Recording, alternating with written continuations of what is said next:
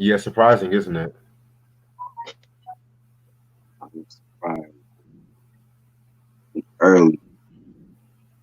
Yes, sir.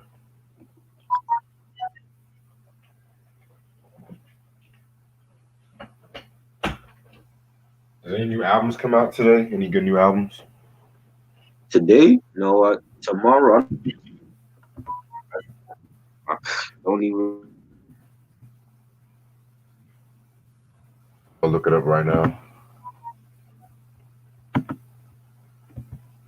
I don't know what dropped.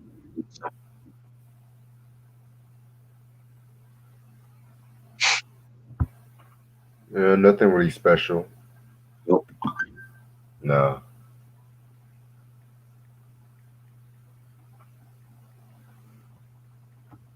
nothing I'm sick special. of that. I know. Westside was supposed to drop Gun Lib. I don't know if that's still dropping because he didn't even drop it like 8. So same with Oh, Ronnie. Yeah, he delayed Hitler 8, so I don't know when that stuff dropping. yeah, I heard about that. You know what I mean? Don't know. It was something I wanted to do with other shit I seen on YouTube. I'm like, yo, what the hell? Yeah, Something Ronnie. on You said what? it was something on Joe Budden podcast I was looking at. I was like, yo, I got to send Reggie this shit because this shit is crazy. Oh Lord, what happened? It was Cameron versus Mace. So supposedly Swiss Beats called in on the Joe Budden's podcast about Mace don't got 20 hits. He got features, but I don't think that's gonna be enough to beat Cameron. That's not gonna be enough. Is that the best that can come up? Supposedly they trying to do Cameron versus Mace. That was on the Joe Budden podcast Okay. this today. What is up with Swiss Beast being the squash up all beefs now? First Gucci and Jeezy, now you trying to do Game and 50, and now you trying to do Cameron and Mace. Can Right. you give us some good competition? Exactly. Because I'm sorry, but He Mace got don't 20. even have 20 hits. Mace ain't got 20. I can tell you Cameron's that gonna right. wash Mace. All Mace's biggest hits are from the first album, so he ain't got no 20 hits. And then he only has like a couple of remixes. You know what I mean? He got features. He did a lot of features for Bad Boy and shit, but he ain't got he ain't got no 20 hits. Cameron got 20 hits. Yeah, Cameron got niggas be sleeping on Yeah. Cameron. That's the thing. Yes, definitely. Cameron. I seen Cameron live. He was great. Yeah, I need to peep the Purple Haze album. Yes, one of his best, definitely. Favorite song from Gil Scott. That right now, Ronnie. I haven't heard from Gil Scott, but the Revolution Will Not Be Televised was good. You know, any of those songs on Reflections. You know, you know what I'm saying? No, yeah, I gotta hear some. What up, Ray Sean? Cameron versus Styles P. That would be a better battle than Mace. Oh, You that would know, be even hot. Beanie Siegel. I said Cam and Beanie Siegel months ago. You know, I definitely want to see Styles in it and Beanie and Cam. Those three got to be in it because we already had Fab and Jada. I definitely want to see Cam, Beans, and Styles P because they gave us some great hip hop during 2000. You know,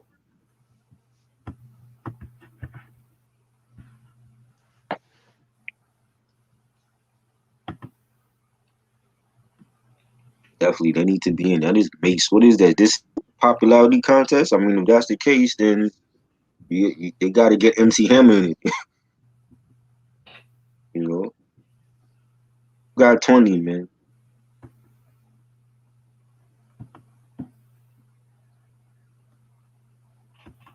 You know, shit, I wish Pun was here. Pun definitely could have had a battle. Shit. But for the little time that he was here, Pun put in. Putting that work. You know what I'm saying? He had some classic joints and features, man. You know, Fat Joe. When we gonna get a battle from him? You know, because he got Cameron Fat Joe. Like I don't understand how they got this Mace of all people to battle Cam. You know, let's see like Fat Joe against somebody, Jay or somebody. You know, I Fat heard Joe rumors. got hits. I heard rumors they were Mm-hmm. trying to get a Fat Joe and Jay Z at one point. Now Jay would beat him though. Jay would beat him. Like Jay and Weezy, I think that would be a great. You know what I'm saying? Because Weezy can definitely get him. The Weezy catalog is deep. But you He said got Weezy big can hits. get He Jay got Z. yes. You don't think so? Hell no. What?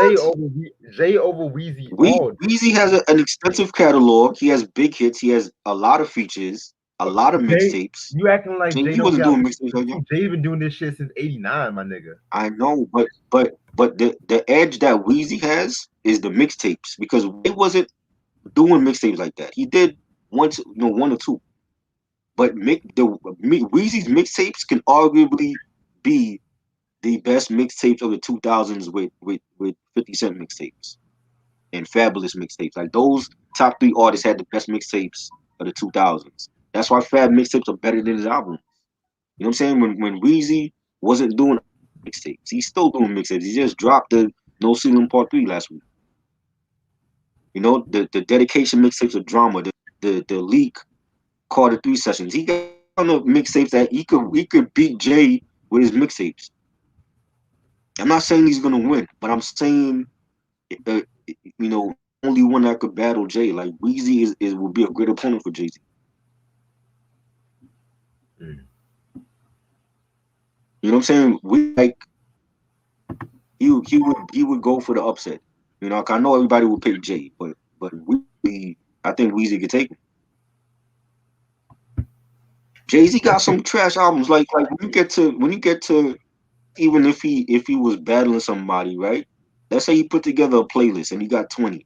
Is he gonna include anything from Magna Carta and from Blueprint 3 and Kingdom Come? Because I don't think those albums were great. And I don't think they had big hits off of those albums. I mean, other than Empire State of Mind from Blueprint 3. That's probably like the biggest song off of it. What's the biggest song off of Blueprint 2? Excuse me, miss? Is he winning around with that? Bonnie and He Clyde, is he with that? Or when you get to Kingdom Come, what's the biggest song? Lost One? He's running around with that? show me what you got, probably. That? Magna Carta, what's the biggest hit off of that? Picasso, baby? Like, he's not, I don't think he's winning any rounds with those albums. You know what I'm saying? So he would have to shorten it, I would say, up until Black Album, and maybe if you want to include something from 444, like the story of OJ or something, or the joint he did with Damian Marley. Easy catalog. You could go from the first album on Cash Money all the way up until like what? Like I liked Carter 5, but that wasn't the best in the series. You know what I'm saying? He got some joints in there. And I think that would be Weezy against Jay would be a great battle. Yeah. Diamond D versus Pete Rock. Pete Rock is winning that. That's my favorite producer all the time. I love Diamond Oh D, yeah. but I don't think he can compete. Yeah. And Speaking of that, hands down, when it come to remixes, Pete Rock got that. When it come to just him doing shit for on classic albums, I think Pete got it. that's a question. Where's all the producer verses at now? Yeah, I don't know. That's what I I want to don't. see. I don't know what they doing. Like y'all really playing. Maybe, I'm not. I don't like. Give me Eric Sermon versus somebody and shit. yes, he need to be in there. EP to be in there. Redman Eric and Sermon. Ghostface. That would be a great battle. Eric Sermon versus Large Professor. Give me that. Yes. That would be a good battle. You know, No, Redman yeah. and Ghostface. Yes, definitely. Ooh. Even Ghostface got more selections, more albums, but 20 joints. Redman definitely could beat Ghostface. So Yeah, I can't even pick a winner on that one. That would be a good that competition. one would be yes. Even from Days of Dark Side, is on there that he could pick. You know, Can't Wait, Rockefeller, um, Green Island, A Million and One Buddha Spots. He don't have to pick all hits. He could pick like album cuts off of that. You know, off of his album. You know, Cosmic Slop. You know, shit off of Doc's the Name 2000 and Malpractice. Like he don't got to pick all hits. His album cuts are fire. I would love to see Right. that. Redman. I said Redman and Ghostface a long time ago, and people is like, "He's gonna battle." Well, who the hell is supposed to battle? We throwing out names and they ignoring like what people want to see. Because they got caught up in that fucking hype and bullshit. Eric Sermon. Now Premier already battled though. He battled RZA. I want to see new people, not the same people. You know, there's tons of producers Eric Sermon can battle. It's tons.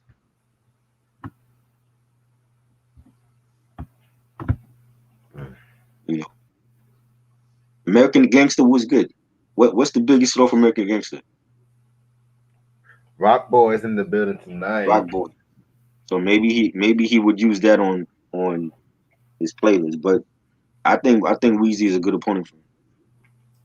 Rock Boys in the building tonight.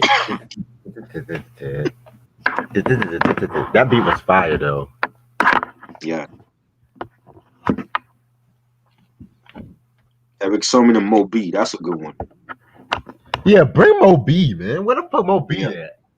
exactly. That's a good one. That is a Niggas good need one. to know. 50 Cent 50 and Buster. Nah, That would be I a good think one. Buster. 50 Cent and Buster. Yeah, that would be a good one. I would watch that. Cause like Weezy, 50 had a good mixtape career too in the 2000s. Yes, that's what I'm saying. I said top three artists with the best mixtape for me is Weezy, Fab, and 50. I think they had the best mixtapes of the 2000s. Mm. 50 Cent and Buster. That'd be interesting. I still would go with Buster though, but that would be entertaining because 50 loved to entertain, and especially against Buster, he would have a lot of shit to talk about Buster.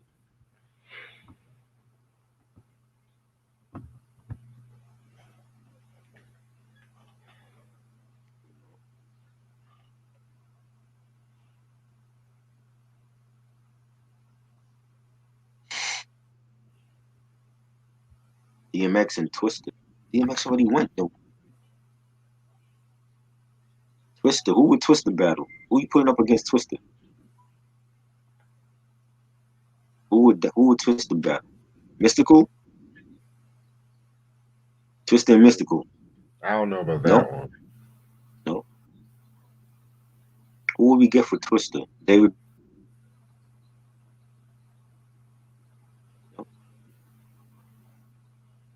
I want to see some female rappers battle too. Like where's Queen Latifah? We need to get her in MC Light. You know, Foxy and Kim. Where they at?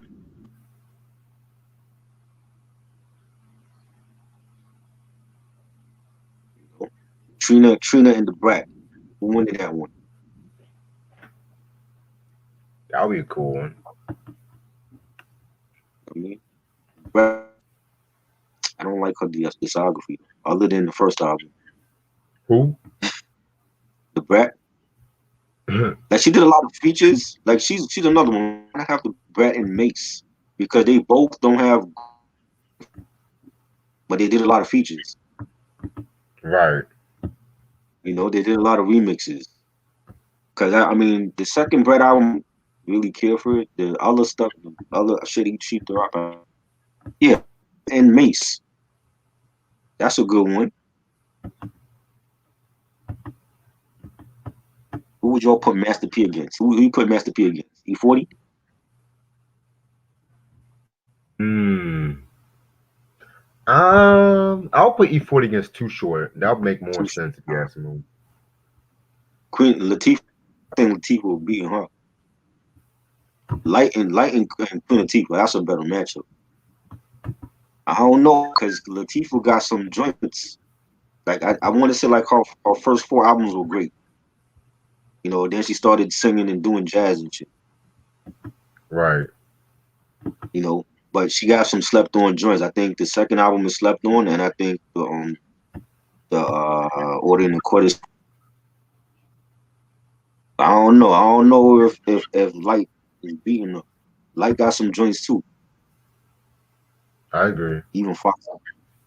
I don't know. That's a good one too. Even Foxy Brown. I don't know. What's Foxy picking off with China Doll? That hot spot. I'm weak. Yeah, if she do anything on China Doll, that's a bathroom break for me.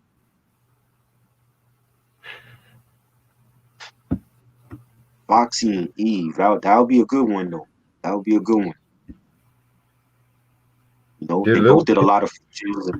Uh, did Lil Kim and Foxy Brown ever squash their beef? I'm just asking. Not that I know of. I mean, it's been so many years, but they haven't dropped nothing. I mean, Foxy is deaf in 1 year. She had a baby. She ain't dropped nothing in years. Kim dropping shit that nobody's just. But I haven't heard anything about that beef. Quick and Drake. We mentioned that last night. I don't think Quick gonna beat Drake, but I mean, I don't know. They're trying to get Dr. Dre and Diddy. Right. Then I'm like, Dre's winning that. I don't see Diddy hanging in. I don't know. To beat Dre, he would have to play a limited amount of bad boy. Right. You know what I'm saying? Like all that the day 20s play that shit against Dre. I think Dre got too much heat for him. He versus Megan Thee Stallion. Shauna, hell no. Shauna got one album that was decent. You want a tag team match with Shauna and Eve against Trina and Megan Thee Stallion? I wouldn't even watch it. Megan said it hasn't been long enough to have a versus. What y'all talking about? I would not even watch that. But I'm ready to start whenever you are, bro. Yo, Right. What's up, YouTube? How's everyone doing? This your boy Reg in the building. Got my homeboy Try with me. what up? The album that we are going to do today is Fat Joe with Don Cartegena. This came out in 1998 on I want to say his terrasquad label, which was under Mystic, under Big Beat. Singles albums known for Don Cartagena and Bet Your Man Can't. Producers include Terror Squad, Mystic, Big Beat. Oh, excuse me. Producers. The producers you have Mac 10. I know he made beats, but okay. What, L.E.S. Mac 10? Mm-hmm. Oh, wow. Dame Grease, Molly Mall, Richard Young Lord Fearston, Ski, Buck Wild, DJ Premier, JAO, Ghetto Pros, Beat Nuts, Spunk Bigger, Armageddon, Rashad Smith, and Kirk Audi. He pretty much has a different producer for each song, which that's pretty interesting for '98. Then you have guest appearances include Big Pun, Prospect, Armageddon, Puff Daddy, Nas, Jadakiss, Raekwon, Charlie Baltimore, Cuban Links, Triple Cease, Noriega, um, Terror Squad as a group, Lazy Bone, Crazy Bone, and that's it. All right, so after the release of Jealous One's Envy, Fat Joe, he was pretty busy and stuff like that. For one, he, of course, he started formulating like the Terror Squad group. He started formulating the Terror Squad group like the Big Pun, Armageddon, Cuban Links. He had his own fucking label. He also appeared on a movie with Mac 10 called Thicker Than Water. Trash ass movie, if you I ask saw me. that.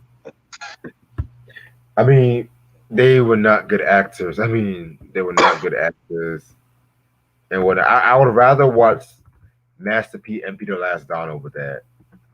That's how much I don't really care for that movie, but yeah, man. And so around this time too, he was getting like more popularity, no more street buzz. He was getting more street buzz and stuff like that. And so that's when 1998, Big Pun came out with the Capital Punishment album, which that's a classic album. I don't care what nobody says. I mean, landmark album in hip hop history, the first Latino rapper to go platinum and stuff like that. And of course, Pun definitely helped Fat Joe. Pun definitely helped Fat Joe, with his pen game and stuff like that too. And so Pun pretty much wrote the whole of this album, if you ask me. And I might go crazy with a lot of people. Have even said this is actually Big Pun's best. It's actually Big Pun's best album and stuff like that too. A lot of people went on to say that.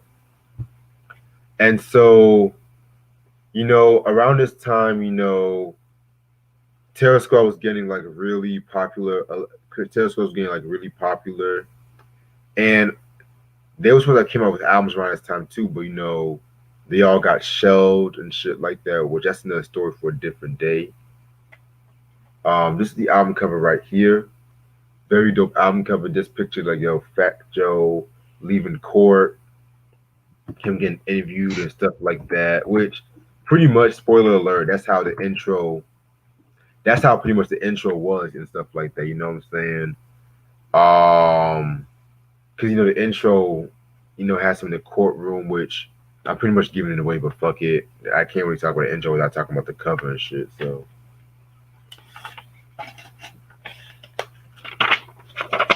yeah, man. Oh shit, it's got Fat Joe. Yeah, rocking a little shiny suit and stuff like that. Cause he was cool with Diddy around this time too. So cool with him.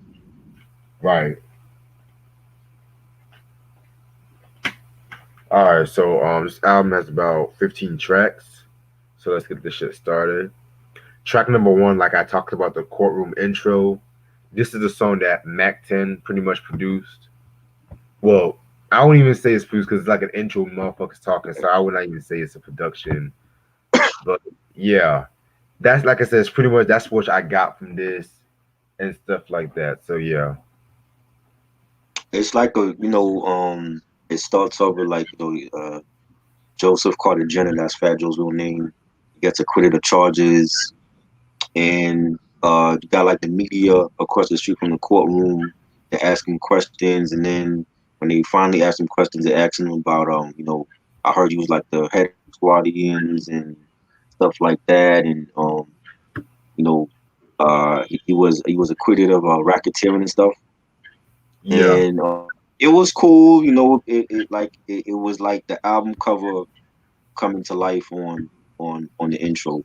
That's basically what it is. So when you look at the album cover and you get an intro, it's like the same thing. I thought it was cool. A great way to start the album. Yeah, man. I definitely thought it was like something original and stuff like that too. Definitely like let you in, Fat Joe's world and stuff. So I fuck with it. Track number two, Crack Attack. First of all, horrible name. I'm sorry. Second of all, this was a pretty dope joint. This was produced by L.E.S. Him and Joe definitely did like a lot of work with one another. This was a dope joint right here. Just Fat Joe just doing his thing. Fat Joe doing his thing on the mic and shit like that. So yeah, I like it. I thought it was a Primo track because it sounded like a Primo track to me. It don't even sound like L.E.S. You know, I'm so Right. used to hearing L.E.S. like do stuff for like Nas and Mega and them cats. So I mean, I thought it was a Primo track, but definitely a dope track. I like the piano loop on here, and the bass line was fat. And you got Joe saying you ain't even nothing to worry about. I flooded your mouth with about 30 right in front of your house. So definitely a solid track. To come in right after the intro. One of my favorites on here. Yeah, I definitely agree with you on that. Um, Track number three, ironically, is called Triplets, featuring Big Pun and Prospect. This was produced by Dame Grease. Definitely don't really sound like a Dame Grease beat to me and shit like that. Definitely Yep. sounded something different. Um, yeah, this joint right here is just pretty much just talking about why you shouldn't fuck with them and why they. It's like a braggadocio kind of song and whatnot. Mhm. Very dope joint. Ironically, of course, Big Pun definitely did his thing on this song. And I'm just gonna say this right now. I felt like Fat Joe. I know a lot of people say this is like Fat Joe's best album, but a lot of his guest appearances outshined him on this album. I'm sorry, Mhm. Yep. Pun. I'm I gonna agree. talk more about that when we got to get to John Blaze, but yeah, man, this nigga Pun said, "Niggas really fear us. They must have heard we really kill us with Philly fillers and 40 guzzlers with millimeters and army colors. Willie niggas that laundry dollars. I'm Nostradamus predicting the future. My position is crucial. Like, come on, man. His rhyme scheme was so immaculate at that time too. I mean, um, yeah, man, definitely a very, very, very dope joint right here. You know, Joe did his thing on this joint too. Prospect too. So yeah, I like it. Pun definitely stole the show. And he says, "I'll leave a pain in your chest that'll make you question your threat. Flex like you've been forced, still bless you like a chest cold. Fire. The beat was dope. Nice piano loop on here. Prospect was cool. I liked Prospect better on the Terror Squad album, the first one.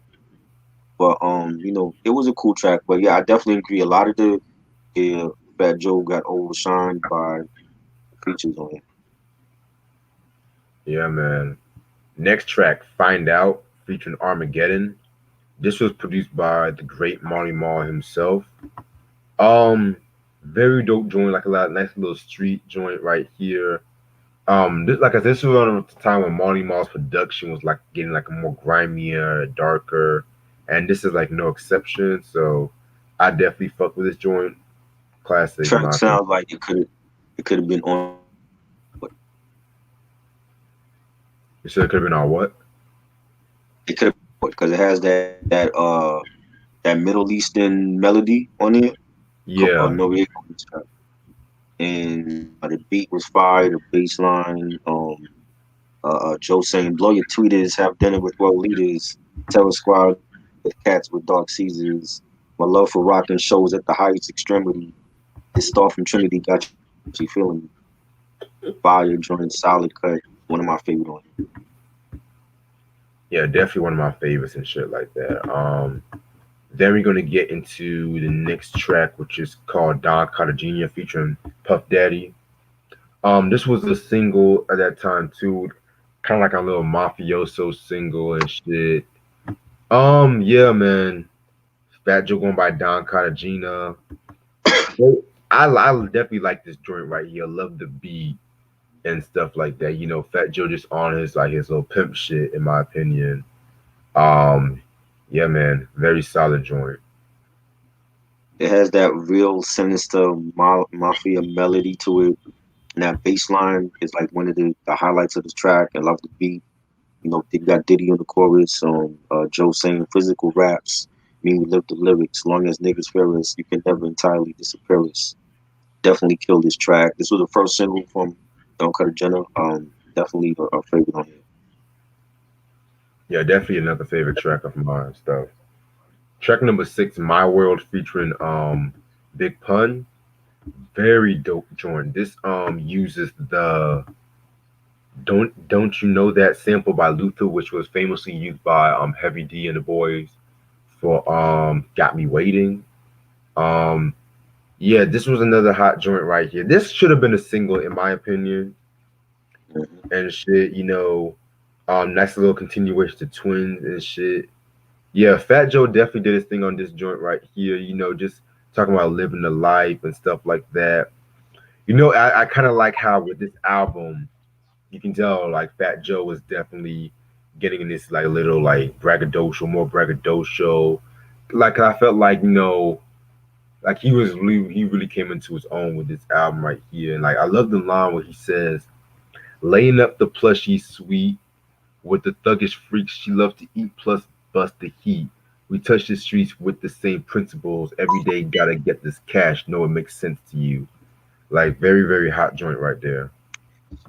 Definitely collab with Joe and Pun, and it's like a sequel of Twins, and I like the way that they use the Luther Vandross sample. Heavy D used that same sample. Just a great track. Yeah, very, very dope track right there. Like I said, that should have been a single in my opinion. Um, Next joint we got is called what's the next joint? John Blaze featuring Nas, Big Pun, Jada, and Raekwon. One of the all-time greatest posse cuts in hip hop history. A lot of fans have held this posse cut in like high regard. In my opinion, I have to put it up there too. Like it's like a top five. I mean, you had every one of these MCs at their prime around that time. Little trivia, little trivia about this track. So Nas, there's actually two versions with Nas's verse because there's a different version with this track where it has a different Nas verse, and the reason with that was because he heard Big Pun's verse on his track and he had to rewrite it and stuff like that too. And so, and Nas did his. If you ask me, Pun and Jadakiss are the top two. Nas had the third best verse. I don't know. Damn. Yeah, it's like one of those posse because you have to really sit back and analyze who Mm. had the best verse. But I personally felt like Joe should not have went last, in my opinion, and shit like that. I mean, Joe's verse on this track was good too. Joe's Right. verse was good, but everybody was just hungry. Like this and Banned from TV. I Mm-hmm. mean, best posse Yeah. cuts of that year. Best Oh posse yeah. cuts. For sure. Yeah, man. I like I said, I don't know who had the best because I always go back and forth. It's always a toss up between Jada and Pun, but everyone did not have a bad. Anybody did not have a bad verse here. So yeah, Um, I, best least the least verse I was surprised that was Raekwon. I thought Raekwon would have been on that song. yeah. I feel you. I feel you on You know, that. I'm like when you got your verses on that track, and you got Jada, and you got Pun and Joe. I would have expected a better verse from Raekwon on that, and I don't think he gave that. I definitely agree. Jada killed it. Pun killed it, of course. Nas, when he starts it off, he says, "MO class, Operation Return." They tried to say I was incompetent, not able to learn. The tables turned now. Got my own label I earned. Setting dead presidents, money to burn. Fire. That is a classic Nas verse I on any agree. track. You know what I'm saying? And I love there's also the Primo remix. But the Primo remix, I don't think it was released. It was only on mixtapes or something. Yeah, I heard bits and pieces about the Primo remix. I never heard it in Right. full though. Yeah, the Primo remix I heard on mixtapes, but it was never released on like the album or any like vinyl. I don't think, but I heard it on mix. I like the Primo. I actually like the Primo beat more than the original joint. But this is a classic collab and Band from TV. Like those two joints were like the best collabs out of that whole era right there. You know what I'm saying? Like I we agree. still talk about those collabs right now, and it's 2020 still. Exactly. Like I've seen a lot of forums hold that collab in high regard and shit like that, man. Hmm. Like Yeah, yeah, man. Anyway, after John Blaze, we're gonna get Walk On By featuring Charlie Baltimore. I've always wanted to hear Charlie Baltimore's album, to keep it a buck with you. it's good. And I might actually peep that one day. Hmm. So Walk On By, for one, the beat was produced by Buck Wild. Is it me or it does not really sound like a Buck Wild beat? It don't. I saw these sound like the producers that produced them. But I don't know why. I have a feeling that Puffy was involved in in this like a secret No, executive producer or something. no, hold up, nah. I mean, I don't know, cause this album, I don't know. I just felt like Pun definitely wanted to do. I mean, Joe definitely want to do what Pun did with Capital Punishment and stuff Right. like that too, because this track sounds more like a Pun track. You can really It tell it's do. Pun track and shit. Yeah. But yeah, man, if I reviewed Charlie Baltimore's album, would you review with me? Yes, cause I know it was shelved back then. I believe it came out years later. I heard it. She have a lot of features on there, like Ghostface is on there, Mobb Deep is on there. She got Yeah, Mace on there. She have a lot of features on that. But it was a dope album, and she held her own at that point. I don't think she ever got the respect that she deserved because of Kim and Foxy, and then you had like Eve was beginning to come out with Rough Riders, so she got overlooked. But even when she was with Murder Inc., she never got a chance to drop an album. But I definitely feel like that first album is not talked about enough. yeah, I definitely agree with you. You know, this was a dope song though. I like the beat. I like the bass line. Again, it don't sound like a Buckwild track. Joe, he says, just another whore in the mist that does more than kiss. And we start pouring the Chris. It was a cool track. Hear Charlie with Fat Joe. It was solid. Yeah, man. Basically, like, yeah, what I got from this track, what I forgot to say was just like how pretty much when you in a relationship or when you finally find that one chick that you feeling, you have all these Right. fucking chicks coming up to you talking about, I've always had feelings for you, and you just like, just walk on by them, just keep your feelings to yourself. Why is she saying she's Right. single and stuff like that? You know what I'm saying? So definitely very, very dope, relatable song and shit. Because Yeah. all my niggas definitely Stand been through this shit. Stand Up. Yeah, Stand Up was a single with Charlie and Ghostface. That was fire. Yeah, man. Um, Next track, I want to say that gangster shit is the next track. Yes. Track 9. Okay. Yeah, this was produced by Primo. Before I start, yeah, Ray Sean, that the best things in life are free with Janet Jackson. I love Fire. that. More money. That's all you Yeah, got. That's all you got to remember. Classic movie. yeah, definitely. I was so mad they took that out of Netflix and shit. I was so mad, but you know what? They took it out? You said what? They took it out already? Yeah, they had that shit for like weeks, like a couple weeks and shit. Yeah, Netflix, they don't keep movies on for a long time. They don't. But you know what? It's cool because they got some more good shit. But you know what? Yeah, Anyway, that gangster shit featuring Primo. This was a very dope joint. It's actually one of my favorite joints off this album. yeah, Um, Not really one of my all-time favorite Primo beats. I'll be real with you on that, but it's still nice whenever him and Fat Joe do work together. It's not as good as right, the Success remix, of right. course, but it's still a hot joint. You know what I'm saying? It's like that did it, like it just has that kind of beat and stuff like that. But it's still. I feel like Joe lyrically definitely did his thing on that joint. This definitely sounds like a Primo track. Like if any of these other songs on here don't sound like the producer, this definitely sounds like a Primo track. I love it. Right. Pain, coughing blood. That's what you get for talking thug. Run up on your feature with the sweeper, feature coughing slugs. Fire. Joe is always in his bag when he's doing something with Primo. Definitely a solid cut on here. Yeah, man. I definitely agree with you on that. Antoine salute. Oh, Antoine's here. What's up, Antoine? After Walk That Gangster Shit, Bet Your Man Can't, featuring Pun, Cuban Links, and Triple C's.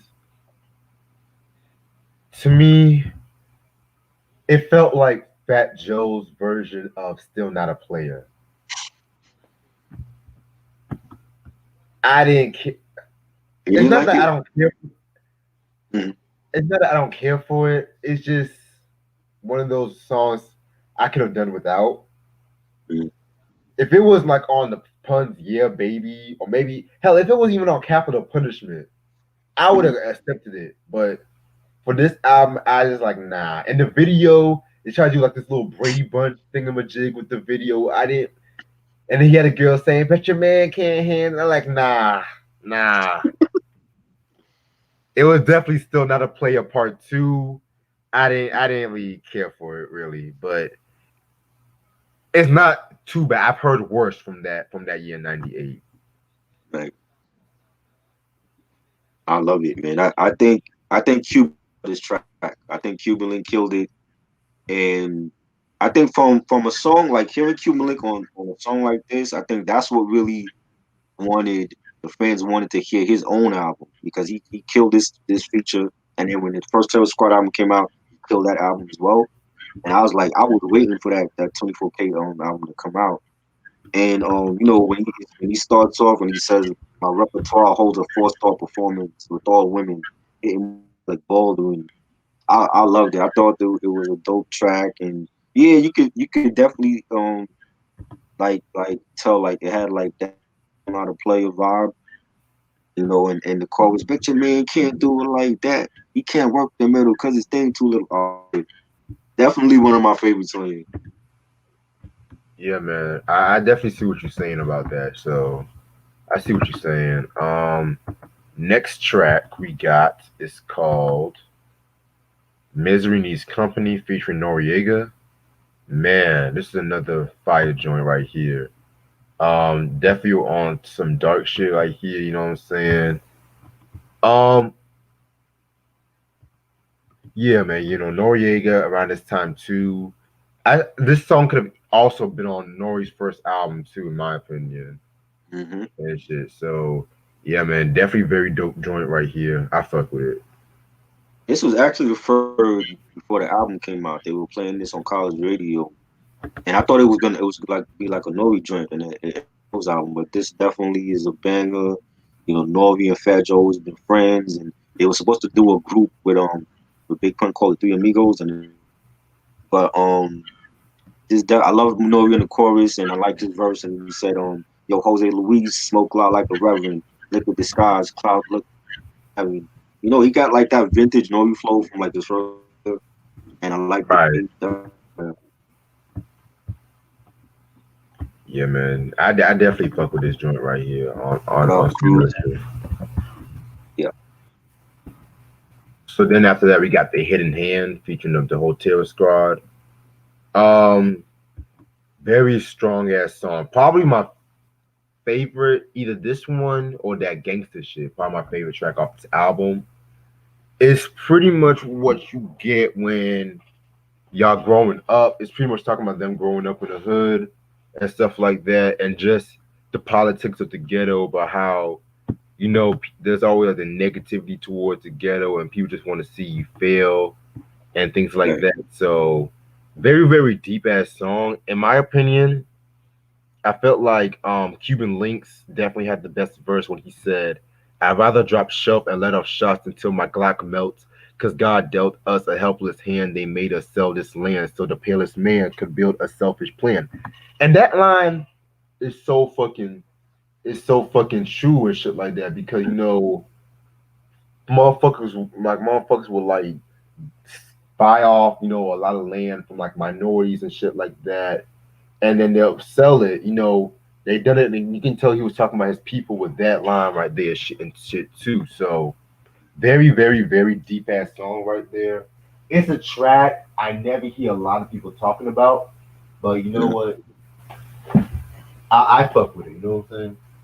Oh yeah, definitely a more serious track for Terror Squad at this point, and Cuban killed it. I think Triple Six had another great verse, and he's highly slept on in the crew.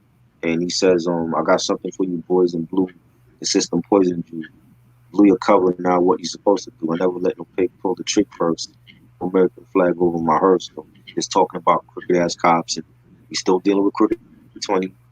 And yeah, I this is like one of the best songs. Yeah, one of the best songs on this album, period, and shit.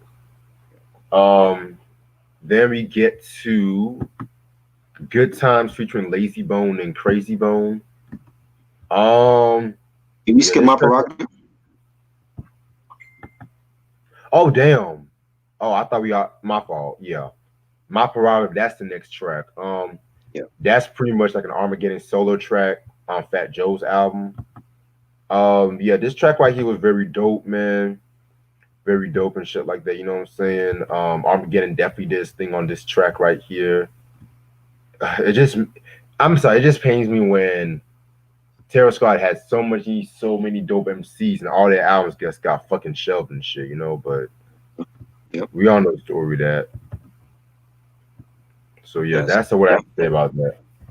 Definitely selection from Armageddon on here. Definitely a nice beat, bass line, really hard track, and I feel like he's also another underrated squad. And he said, dominant, pull out the nine and spit, anonymous, to find a way to make monogamous promises.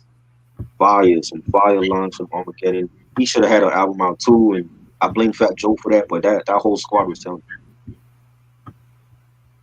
Yeah, man, definitely very dope joint right here. Then we're gonna get into good times with Lazy Bone and Crazy Bone. This joint right here was a very solid joint. You know what I'm saying? Not really one of my favorites and stuff like that. Rashad Smith, he did the beat for this one. So yeah, I definitely love Crazy Bones' verse when he said, let me pull it up. You deserve it. Fuck what you heard. Fuck the world, and let the Buddha soothe ya. Ooh ya. Better not let the quicker system boo ya. Crazy makes the world. I thank God for my good times. You know, just pretty much just saying, living a good life. No matter what you're going through, just having good times and shit like that. But just don't have too much fun. So yeah, Right. very hot joint right here. Yes, I love Lazy and Crazy, and they killed the chorus, and it was a nice beat, and the bass line fit their singing as well.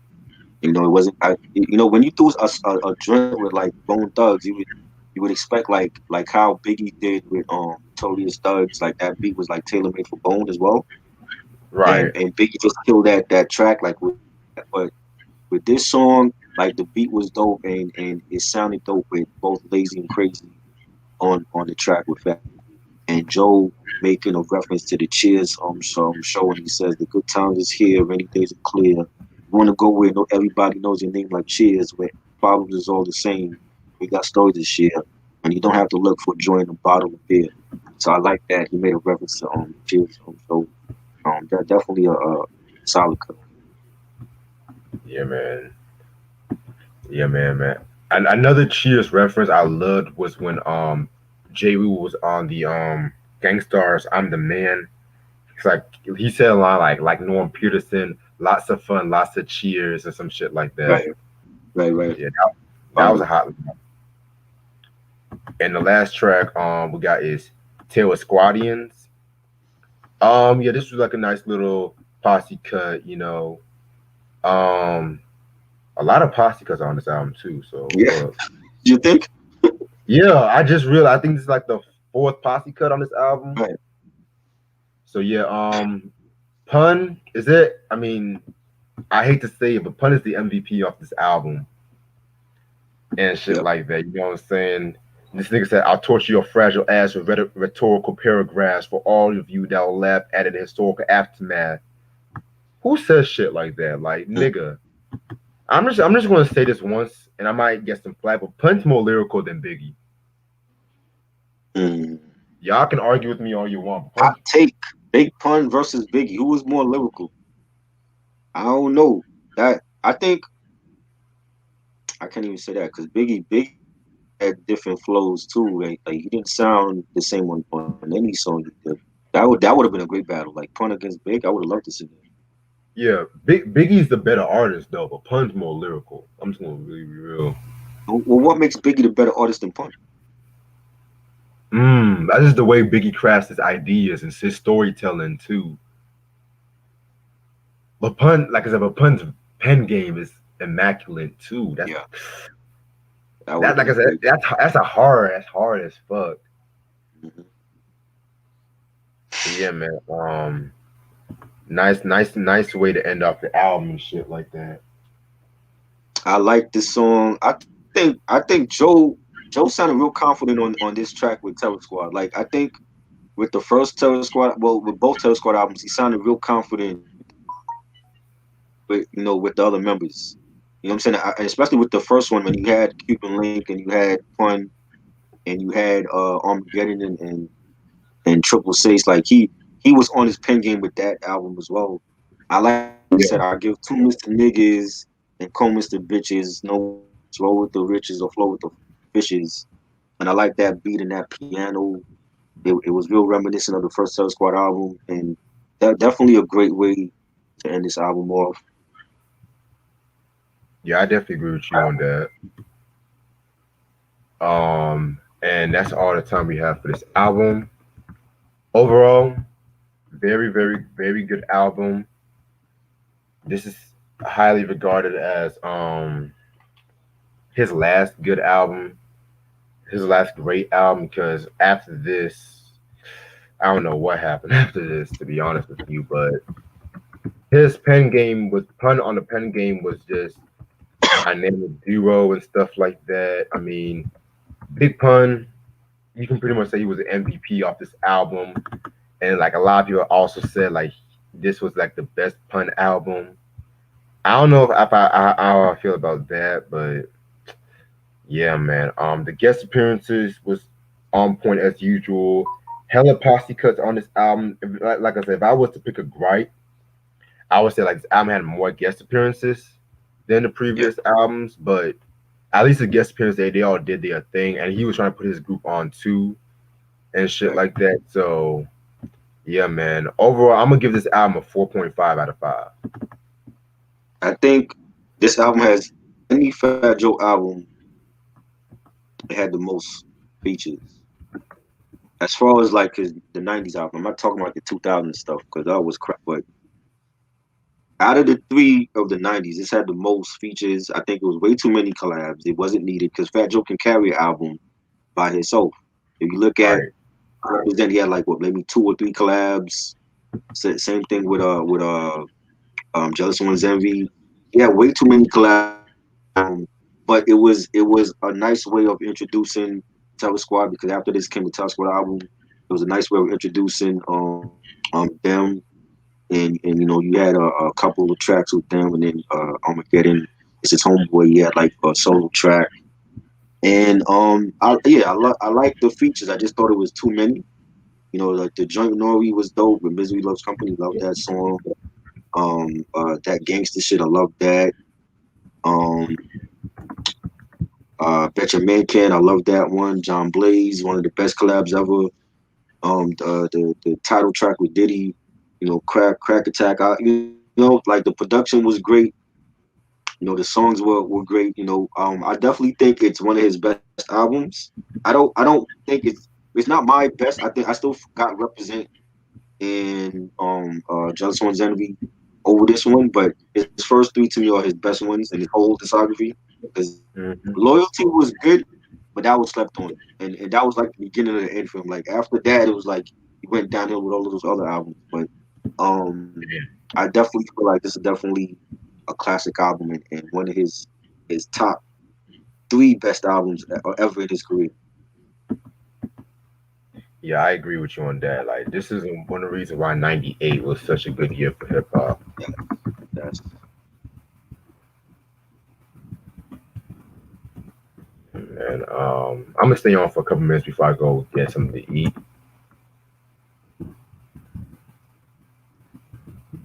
Biggie and Click Pun. I on. think that would be a good battle. So what? I said Biggie and Pun. I think that would have been a good, Oh yeah. you know, Just to let y'all know, the Ice Cube Cypress Hill episode is gonna drop tomorrow afternoon.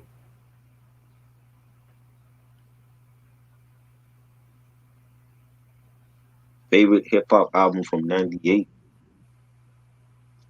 Man, I don't know. It's so many, man. You had so many. '98 was like probably the last great year of hip hop albums.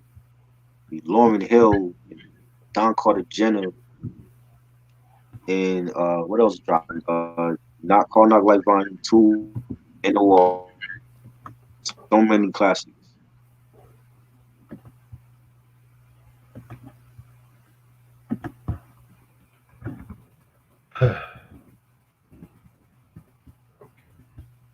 Moment of Truth, classic album.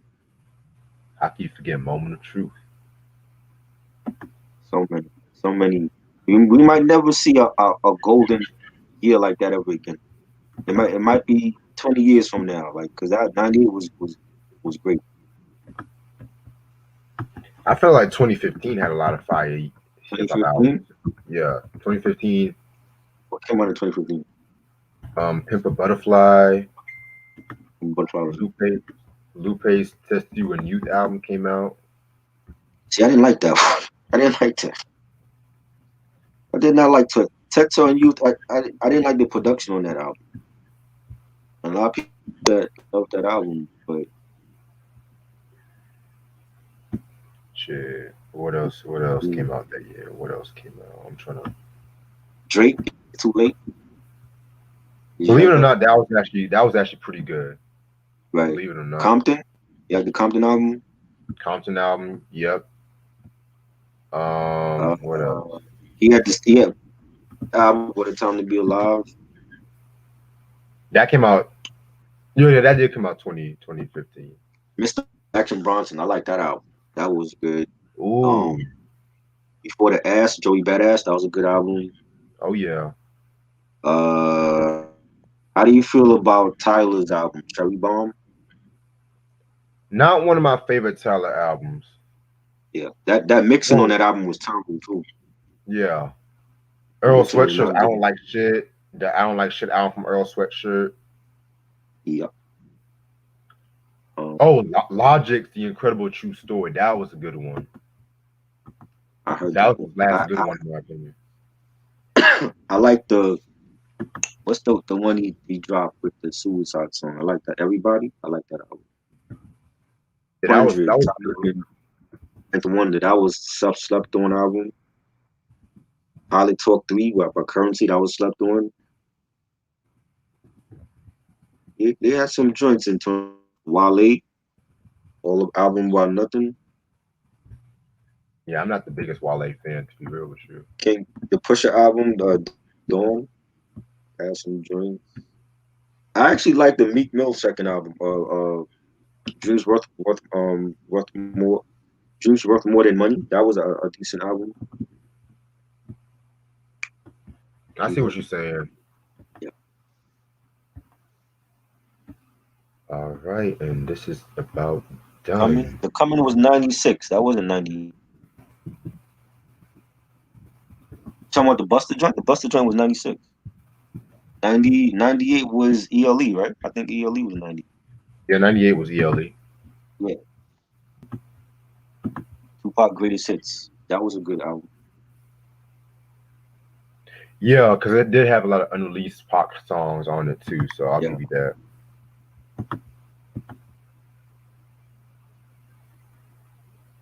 yeah. The Got to DMX Get You album. in My Life cover, it was okay. It wasn't really too big. I still say the Earth, Wind, and Fire one is better.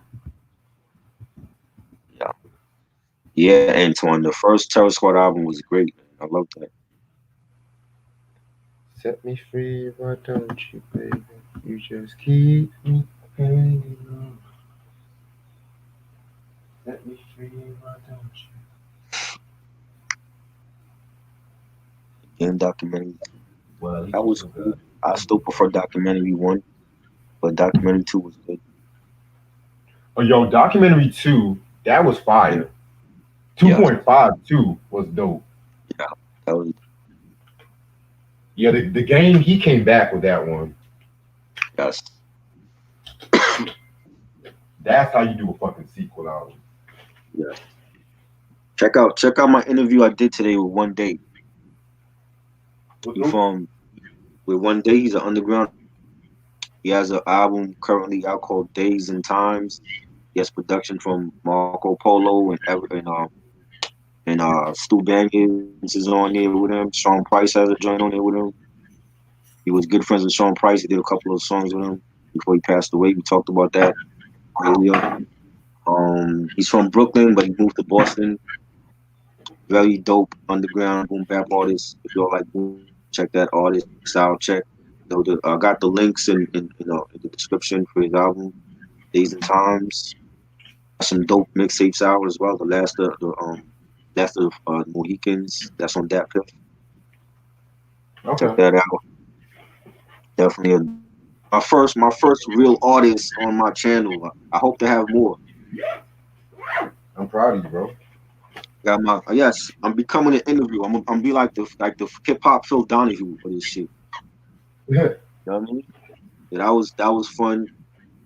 And I'm gonna have him back on.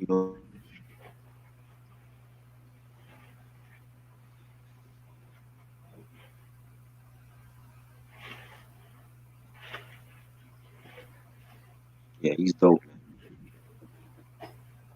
Thanks, Antoine.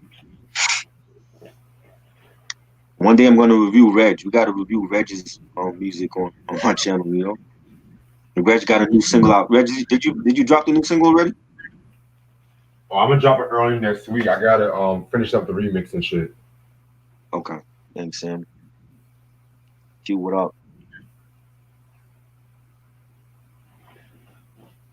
So I might play a little Def Jam before I fucking make some food.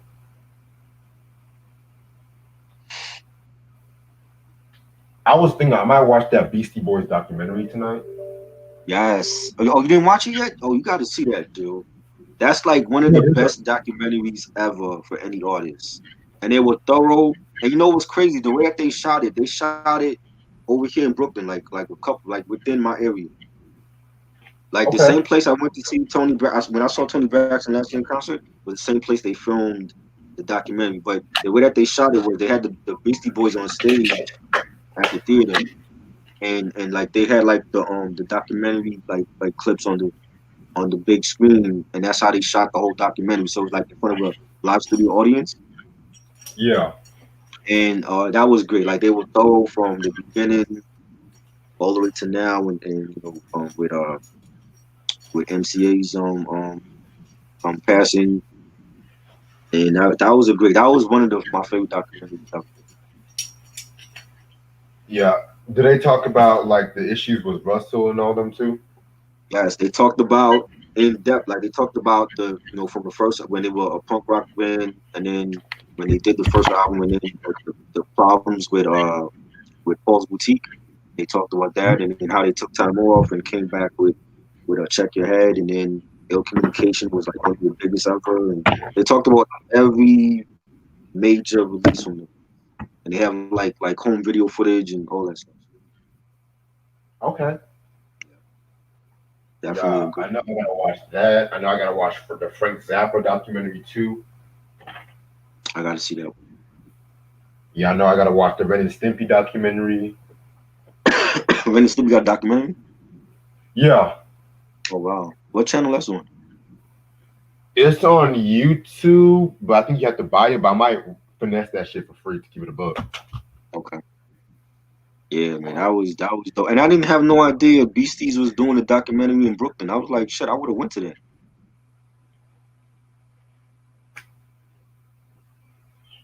TLC. What you mean? What do you mean, Rayshon? What are you asking? I just see a bunch of groups on the screen. Soul to Soul versus Destiny Child.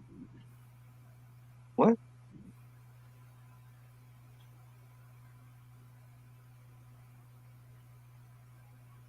Yes, I like. Yeah, I used to watch all the VH1 Behind the Music documentaries. I watched every one of them, even with the when MTV had like the Diary, and they used to have like the Diary series with Alicia Keys and Nas and all that. I watched all of them. I like documentaries. Oh yeah, man. I don't.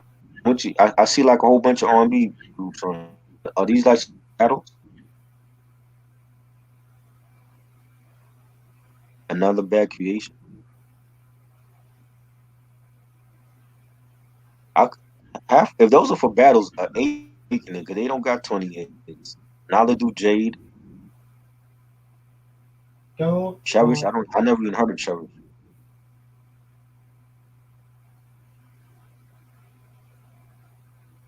The game, I'm not I'm used to it now. 'Cause when he first came out, it was like annoying, like for him to name drop in every song. But I mean, that's just what he does now. So, Yeah, that's why he beat with Lil Easy E.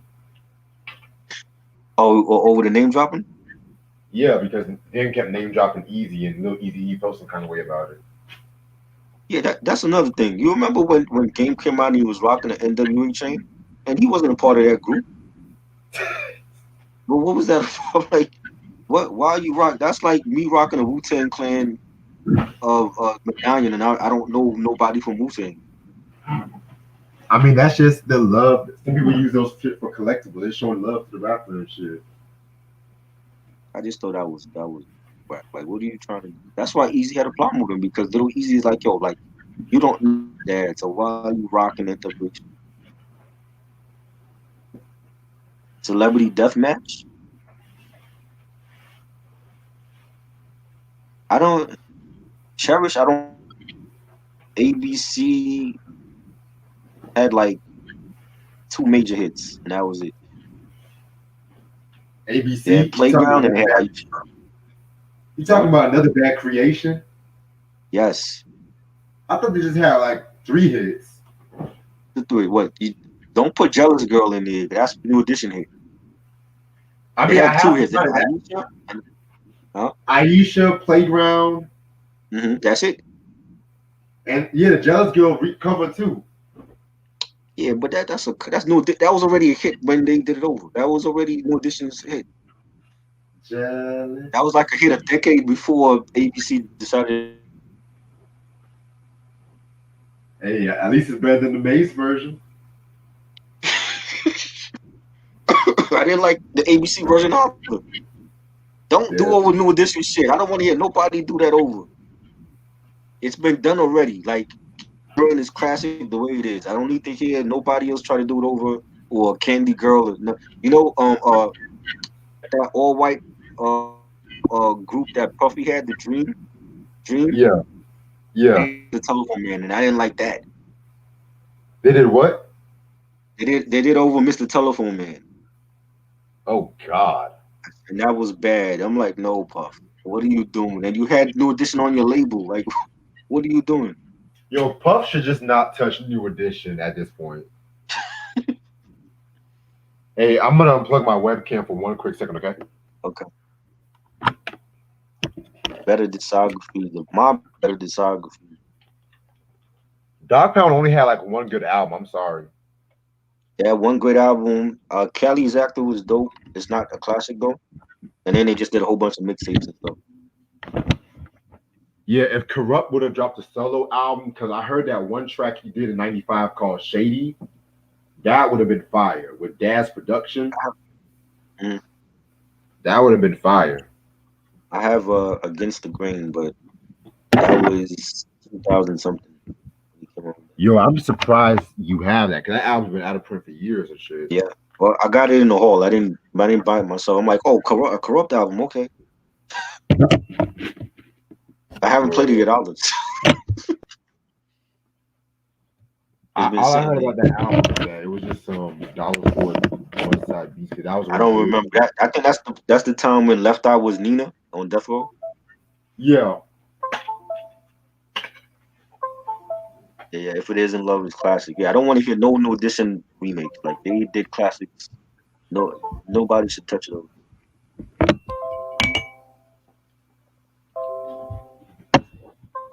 Okay, come on now. Stop. Jimmy Jam and Terry Lewis. Yeah, great producers.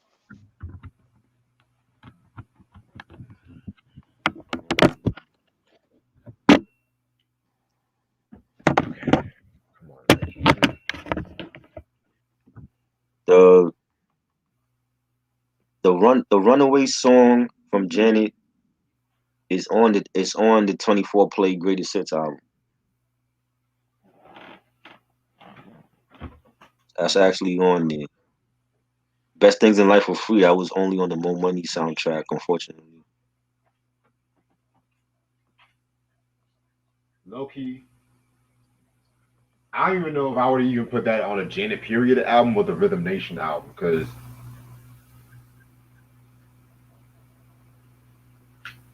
best things I, in life are free. I didn't That's know one of that the album. actually. You said what? Easy East Son. is on Grown Up Hip Hop. He's been on there for a couple years. He's on there with Mio and uh, Angela Simmons and Vanessa Simmons and JoJo Simmons. That whole crew. That boy still goes by JoJo to this day. Yeah, they still call him JoJo. Ain't he And like in his he's married. We call him JoJo. ain't he like in his mid-30s? I think he's in his like late 20s. No, Yeah, you they still mean call him. his eldest son. He can't be in his late Yeah, 20s. JoJo. But he's not old. The oldest is Vanessa, and then is JoJo, and then Angela be in the rest of them. Russell. Yeah. Cause I could have sworn Vanessa and Angela was in their 30s or some shit. JoJo can't be in his 20s. Vanessa. Vanessa is the oldest one, as JoJo and Angela, and then Diggy and Russ, the younger ones, because they were from Justine. They're like the Justine not from. They don't have the same mother, JoJo and Justine. Diggy. Wow. Yo, Run's House used to be my show. That was actually one of the Yeah, I first used to watch reality that. shows. That was like one Yep, of the first reality shows I watched. yeah, I used to watch that. Wow. Angela or Vanessa. Angela got a fly body. I love Angela, but Okay. Angela talk like a dude. Like she's looked like one of them chicks that she would like punch you in your face. She She looked like talk one of them like chicks. Run.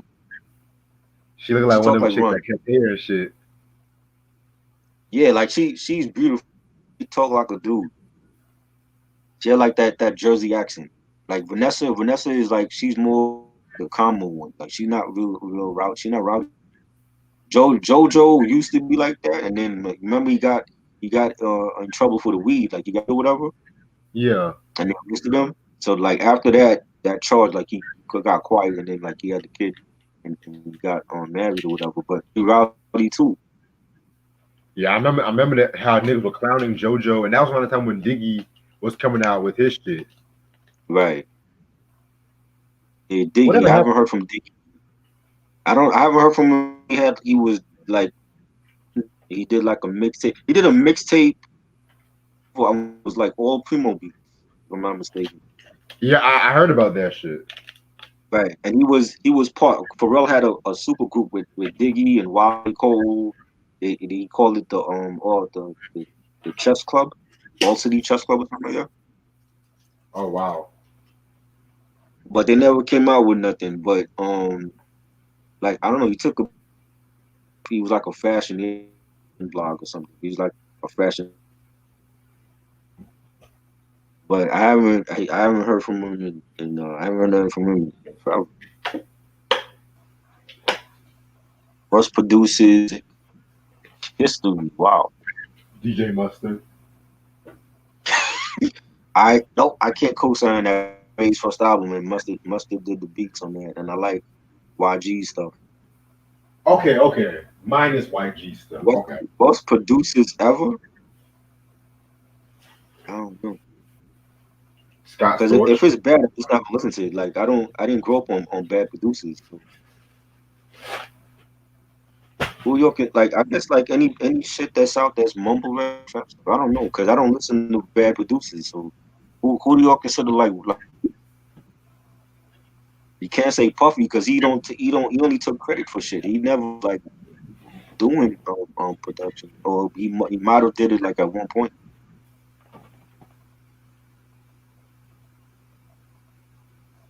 Y'all say Mustard? I don't. I ain't saying Mustard. Mustard got some heat.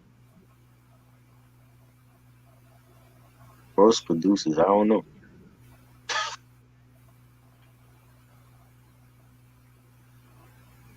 Eminem, maybe I would say Oh yeah. he's not a great producer. That wasn't Cannabis a producer at one point.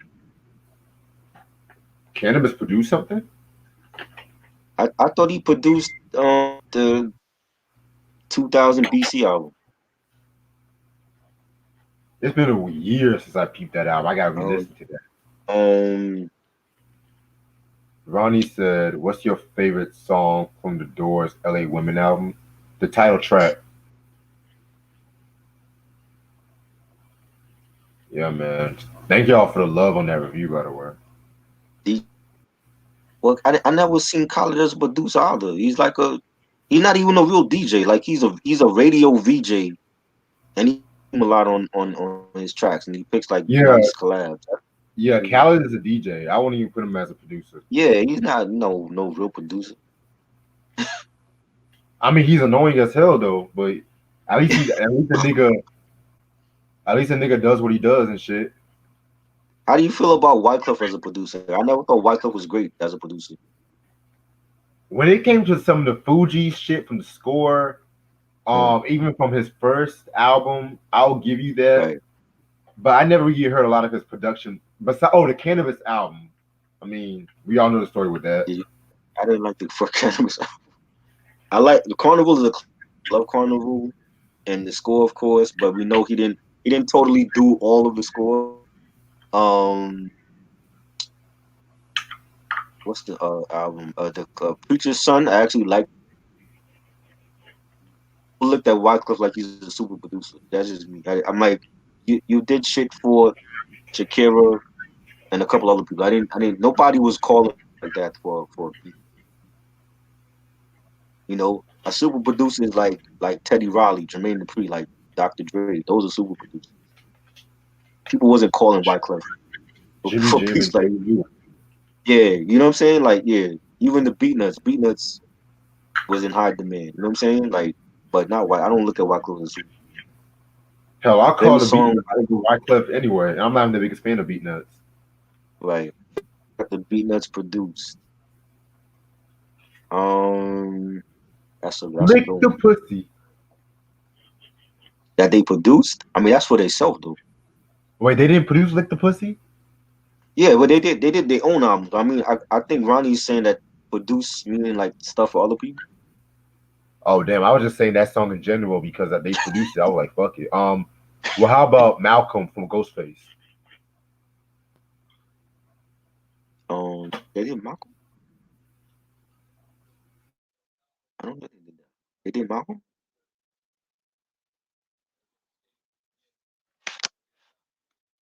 I don't know. That's a good one. From They did. Well, Juju did one Supreme Clientele, oh that but yeah all, yeah that, I probably would say from the Chia Lee album. In my ooh, room, I love that song. I love that whole Chia Lee album, and they did like everything on that. But I mean, yeah they got other stuff. Yes, that Chia Lee is highly underrated. That first album is an underrated classic. hey yo if Cool you and Dre. oh yeah Sam Cool said and Cool Dre and are Dre. trash. But see, I like the stuff Cool and Dre did for Ross though. Like Blow. Yeah They did Blow on the Port of Miami. yeah But yeah, but they're I not kind they're of not one of my favorites. yeah but I'll pick Ross with Justice League over them to be real. Yeah, and Cool and Dre did Hate It or Love It. I love that song from Game and 50. They did Hit It or Love It. I thought Scott Storch did that. Nah, that was Cool and Oh Dre. wow, Yep, damn man, I gotta I re-listen to love that that album. song. DJ Khaled. Ooh I'm not too familiar. ooh, dope question. Wild Pitch Records or Ruckus? Ooh, I'm gonna go with Ru- Ruckus. Definitely Ruckus. But niggas don't even talk about Wild Pitch though. Well, other than Gangstar and I think Main Source, who else was on it? Chill Rob G dropped the Rap to Okay, the Rhythm album. Shabab G. Yeah, man. Kicks, Kicks the cereal. Who's Kicks, Rishon?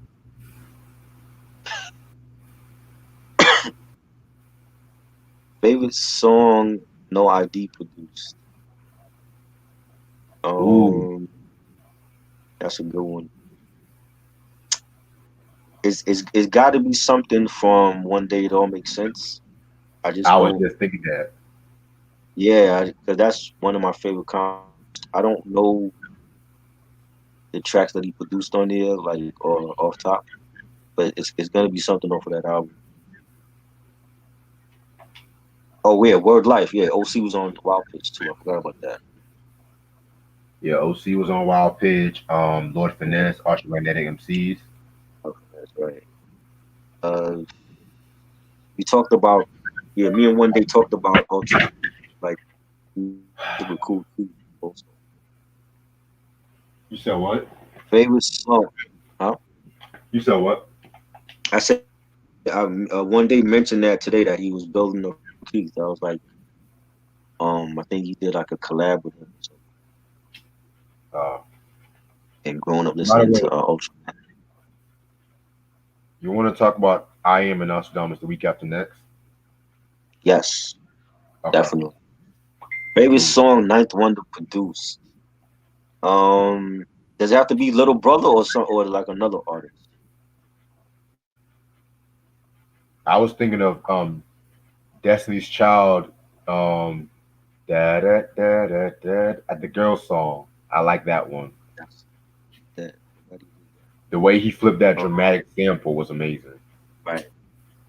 The well, I love the whole album he did for Smith and Wesson. The All. That's a great album. That to me is their best album since The Shining. Easily. That whole Wait, album, like, so you can you didn't hear me like now? Smith and Wesson Reloaded? It was alright. It's not. It was okay. I don't feel like they have any great albums since The Shining. I feel like The All was like their best album since 90 was it 94, 95? It came out. Yeah, The Shining came out like I want to say '95. Yeah, I mean, cause I've heard the other albums. I didn't like Monumental was dope. This album with Pete Rock, Yeah, but that all like Ninth really laced them with beats. Like it wasn't like no bullshit. You know what I'm saying? Like, and they went line like twice to do album down there with him. You know, they supposed to be doing another album with him. I heard. I don't know how true that is, but album was great. I love that album that he did. yeah, man. I actually like the when they went on the Cocoa Brothers with the Awakening too. The Niggas don't talk Awakening, about that one.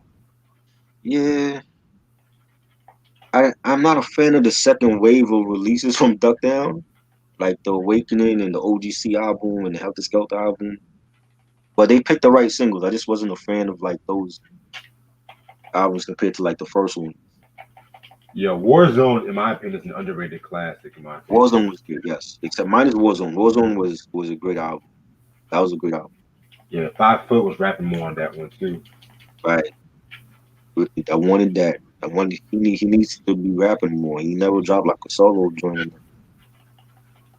Low key, Black Moon had the best discography out of any boot camp click motherfuckers, minus Sean Price's solo discography. I agree. By Boy, default, because where's this? I don't know, like OGC only dropped two albums and they never came out with not any official solo albums. Like I know Louis the mixtapes during the MySpace days. I think Top Dog did some mixtapes. Lorraine still hasn't dropped a solo album yet, and we've been waiting, and he been promising that for like the last 20 years. You know, I don't know what it is with OGC. Um, after Rock left, and then he tried to do a solo. He went with DJ Lethal from Limp Bizkit, and they were supposed to do something, and that didn't work. And he came back to the clique. Now he's doing solo stuff. I never knew he did some shit with Limp Bizkit. Yeah, like well, it wasn't with them. Lethal had left Limp Bizkit, and he had his own label, and he signed Rock this Monster, and Rock is supposed to come out on his label, but it fell through or whatever. And then he came back within the clique, and then um, he dropped the incredible rap team album, and then he started doing the solo stuff. But I don't know, like it's like a lot of the only ones on that label. Smith and Wesson been doing stuff on the regular since they dropped. Like everybody else has been taking the lead. Even Blackman took like a hiatus. Buck was doing under. He did his solo album. And, you know what I'm saying? So I don't know. Like I love Duck Down. I don't want to say nothing bad about them. I'm just saying like Smith and Wesson has been the only artist on that label that to drop stuff consistently through the 25 years that they've been around. you know. Right. But salute to them. I love them, and that's people. I got Buckshot following me. I don't want to say shit up. So bad if Buck look at this and be like, "Yo, that nigga talking shit about me." You know.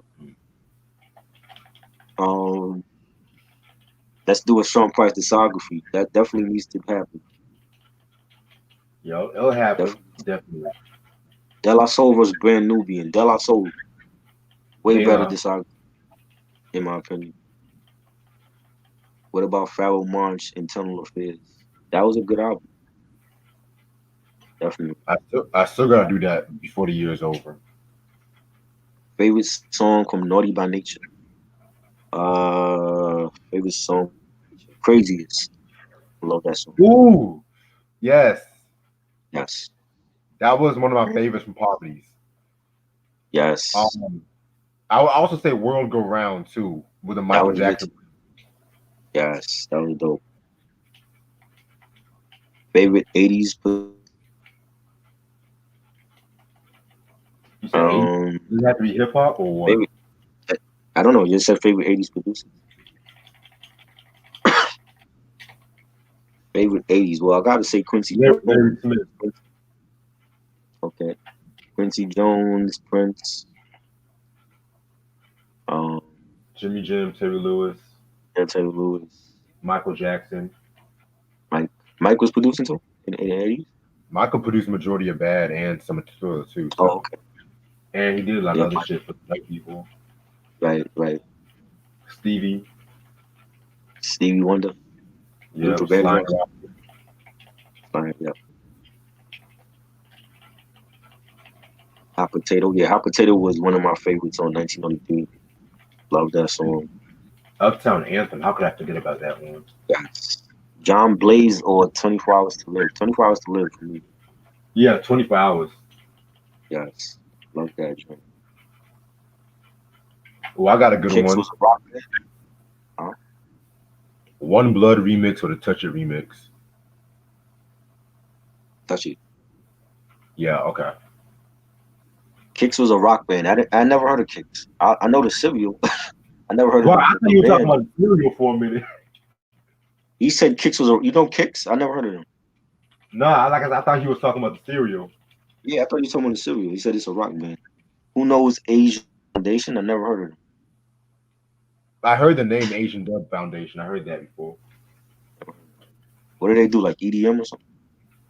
I don't know. I just said I heard the name before, so I just thought it was rock. The Tretch was in the Juice movie, right? And he also celebrated a birthday. I think it was yesterday.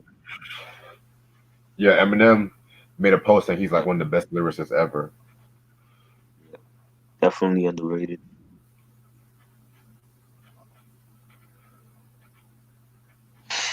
Gamble and Huff. Oh, Gamble and Huff. Hell yeah.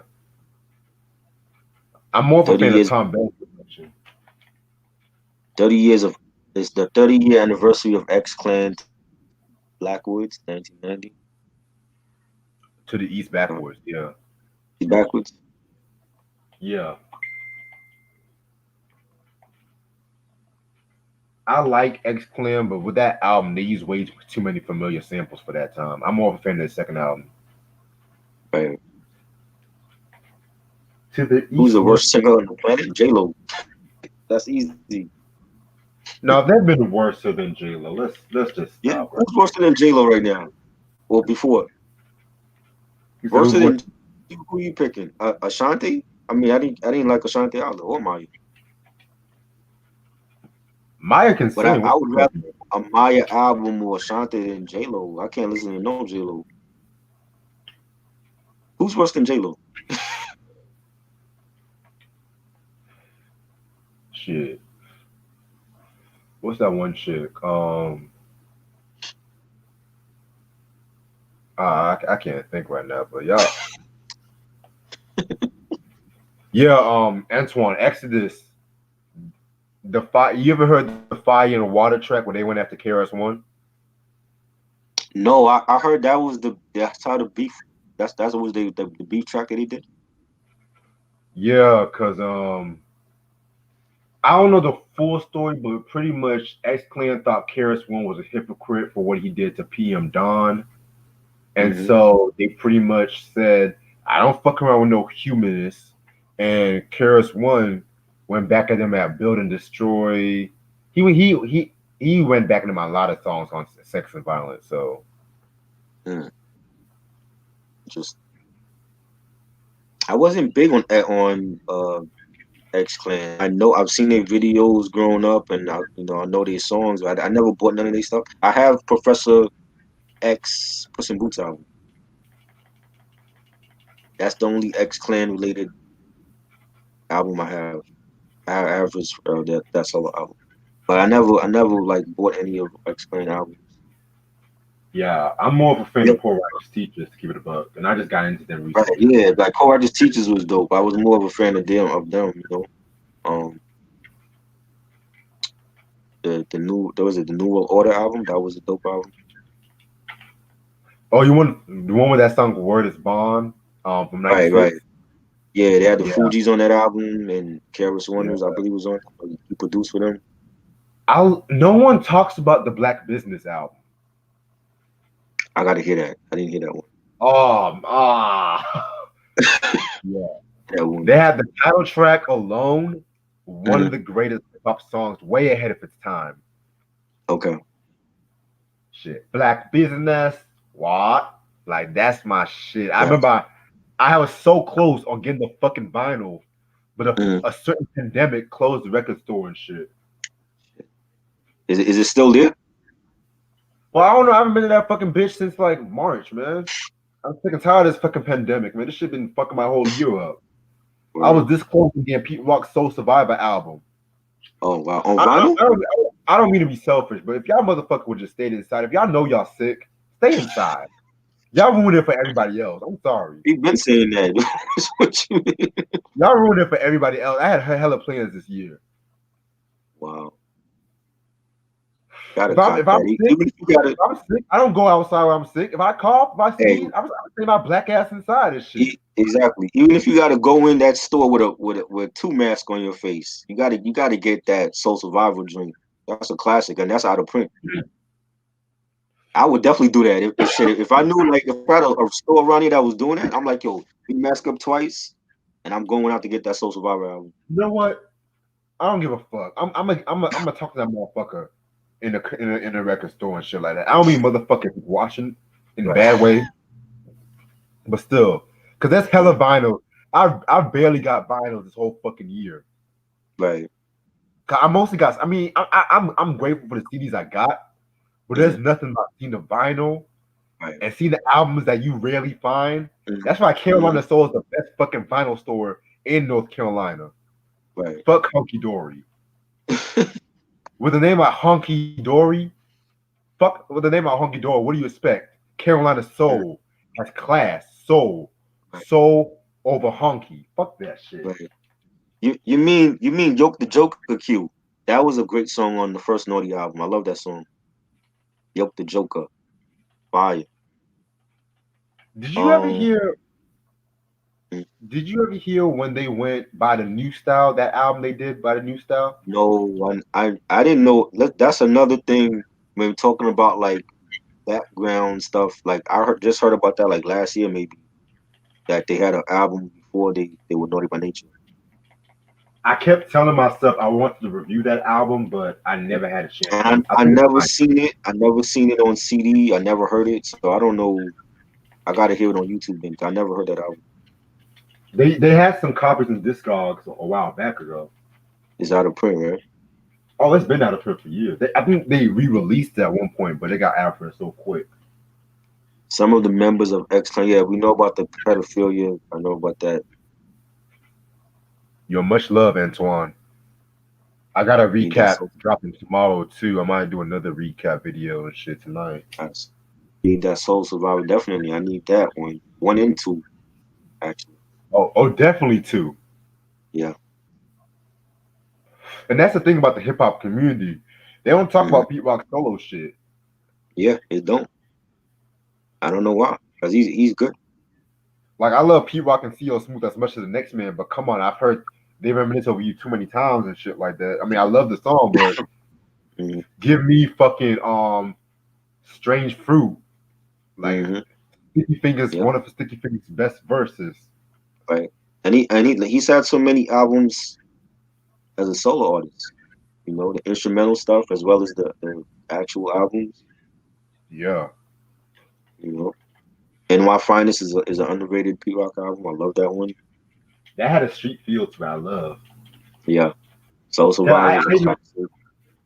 I even love the recent instrumentals he came out with and shit. Yeah, Instrumentals too. yes. He's I coming like it out. more. He's coming out with Instrumentals 3 this month. If I'm not mistaken. I think it's next week. Really? Yeah, Oh shit. it's the 18th Oh, of it is December. cheeky. I got an email like a couple weeks ago about it, so that's dropping in a couple of weeks. Fuck. Um, Favorite song Yeah. from Pete Rock, Soul Survivor. I love Number One, Soul Brother. That was fire. And True Master was great. Take Your Time with Loose Ends. Yeah, that whole album is classic. Man. I should have been had that. I don't know why I never bought it. Man, I was hurt. I knew I had to take the pandemic seriously when they closed the record store. Hmm. I was like, you know what? Quarantine for a couple days. It ain't Right, nothing. Got right. my Well, we all food. thought Got my food. that. Got my Hmm. little CDs and shit like that. Ain't nothing. Right. Let me just go to the record store, give me some vinyls and shit. Once they said that shit Hmm. was closed, I was like, get the fuck. Now I gotta take this shit seriously. Right. We didn't know it was gonna be the whole year, and going Right. into next year too, and you know, But these are the same Republicans that said it was gonna be over by June. right. They don't even know. By the Uh, time we got to June, everybody was protesting. You know why they protesting this shit? Because motherfuckers was quarantined for so fucking long. They hmm. didn't know what the fuck protesting about. Most of them didn't know what they were protesting about and shit. You got motherfuckers protesting for civil rights. You got other motherfuckers trying to loot and shit. Right. Make that make sense. Favorite Tupac documentary is what's that shit? The one that came out is the motion picture. I forgot. Tupac Resurrection. Resurrection. Yeah, I have Resurrection on DVD. That was a good one. There's so many others that came out, but Resurrection was the best to me. Yeah, I like Tupac Resurrection. Um, there was this other one he did. I forgot the name of it. They had Thug Immortal. That one. That one came out. That's when he was like he was. They were showing him in Times Square, and he was like the bootleggers for having this shit. Yeah, I remember that video. That was one of Did the you first ever ones I see saw. that one? Did you ever see that one Pac video when he was jamming to the Dog Pound's "Let's Play House" in the club? Yes, I did see that one. That's an That was old one. Biggie and Tupac. That one I didn't like that one. Biggie and Tupac. me neither. I just watched that for Um, the first time recently. I didn't like it. yeah, yeah. Resurrection to me is the best one. I know they supposed to be doing something else, but I don't know how many times people could keep doing stuff about Pac. Right, do something about Guru and Yeah, you know, hell, do something favorite about Easy E. Easy E. Yeah, do something about Easy E. I heard they was trying to do something about Easy E years ago, but I don't know what happened with that. Favorite behind the music documentary. Um, Damn, I don't remember all of them. Though. I seen a good one. I like, I LL like the Cool whole J. Huh? I like the whole notes behind the music. I But my probably only issue behind the music, they don't go in depth with the album sometimes. yeah. It's mostly about the artist's background and how they became an Right, artist. It's not like how they, you know what I mean? I need a right. thorough. They don't say for like, oh, well, we're gonna do the album documentary with. You know, You remember that one VH1 show called Classic Albums? yes, That used to be my shit. yes, that was good. Um, I love the Jay-Z Reasonable Doubt episode. That was good. I remember that. Stevie Wonder's Songs in the Key of Life. Peter Gabriel's Soul episode. Mm-hmm. We need I those was like, shows out of back. all the rap albums, they paid Reasonable Doubt. I was surprised that was the only hip hop. I think they did Illmatic too, but I can't find that one. They did Illmatic before the actual documentary for Illmatic. Right. Yeah, we need those shows back because I'm not a fan of this reality TV and they got. For real, it's too many reality TV, man. Fucking up the little kids and shit. Unsung, I love Unsung because Unsung give you like shows about forgotten artists. You know, So you can tell that's a black music show because the narrator he be talking like he be having the fucking tea and shit. Like nigga like so they thought. Y'all be like, damn yeah. nigga, like And I've learned like a lot of stuff. Like if I didn't watch Unsung, it'd be like different episodes, like of like with the know the Jets were like having the siblings were beefing and they went to court and I didn't know none of that stuff. And like with the case one, when Case was talking about how him and Mary were dating, you know what yeah. I'm saying? Like I didn't know about that. Like I heard rumors back, I didn't know it was true until he confirmed it. You know, Unsung is One of great. my favorite one of my favorite episodes was the one with I'll Be Sure. That was a good episode. Yes, that was a good one. That was a good one. He talked about when Kim left him for Puffy, and I was like, "Yo, are you still cool with this dude? This dude smashing your ex, and you got your son is like his Of stepson now, course, and you know of course he's still cool with them because Puffy's raising his son and shit. exactly. That's Let's what be I'm let's, saying. I'm like, let's yo, be real. you you have to Let's have a lot of pride. You have to really put your pride to the side to have like another dude who's Puff Daddy take care of your son, and he was smashing your ex. Like I don't know too many dudes that could do that. let's be real. Puffy treated Kim Porter like shit. Let's be real. You cheated on Kim Porter with J Lo. First of all, But I think Puffy loved her though at the end of the day. It man, just he what's was a dog. I hate You motherfuckers don't think using that word. you don't I hate motherfuckers using that word love. No, let me be real. I hate motherfuckers using that word love when they ran out of options and shit. I hate when motherfuckers use that fucking shit. If I'm a fucking quote Beyonce right now. I don't give a fuck. Say my name, say my name. If you really love this chick, you won't be fucking flirting around with fucking J Lo and shit. I That's all I agree. got. That's all I'm But saying. I she is the kids of she is the mother of was it Quincy or Chris and the daughters he have like that's his baby mama. Man, I baby, think he still loved her. I mean he fucked up on her. You know no man. you don't believe See, it's certain females like that. They it. get so insecure. Like with Halle Berry, they get fucking so insecure that they go over to white men because they lose faith in all the black men and shit. Or what? We black Well, men. why didn't Hold on, what, let me mm, no, let me finish. But it's like we black men most of the time, like we every time like we fucking think with our fucking dicks and shit like that, and then we always end up losing out on a good woman, and then when we see the good woman being happy, all of a sudden you love her and shit like that. No, if you fuck up, you fuck up. That's all I gotta but, say. Shit. but why didn't Kim leave him then after all that stuff he did? Why she was still by his side. She could have left Man, after the whole J Lo thing, and she came back to have more kids with him because he apologized. I saw his behind the movie. You basically apologized and shit to his whole family. because she loved him. He had a down ass chick that he treated like shit, and I'm sure he regretted now because she's no longer here. You don't get too many women like that. Like if you have a down ass chick that's there, even when you cheated on her, and then she still comes back to you, like that's a down ass woman to me. Right. And he fucked up, and now he got to live with that guilt for the rest of his life because she's not coming back. You know,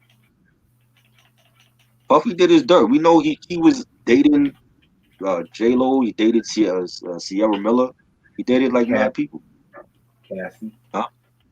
Remember Cassie, yeah, Cassie? Cassie, right. And Cassie ended up leaving him, and you know what I'm saying? Like we thought he's a dog. Like this is nothing new. He's a You know, dog. if you have a good woman, You treat her right. You don't wait till she died to be like, oh, I love you. It's too late now because she's not coming back. Fuck all that love shit.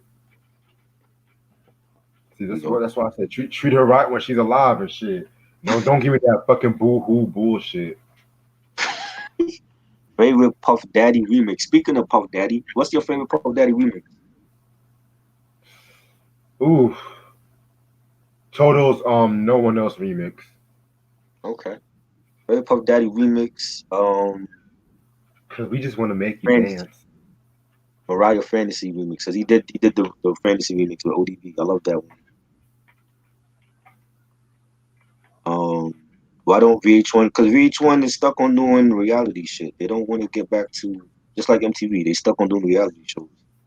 Cause VH1 is too busy exploiting our people. That's what they're doing, except for leveling Exactly. up. Yeah, people look dumb on Love and Hip Hop every year. You know, MTV.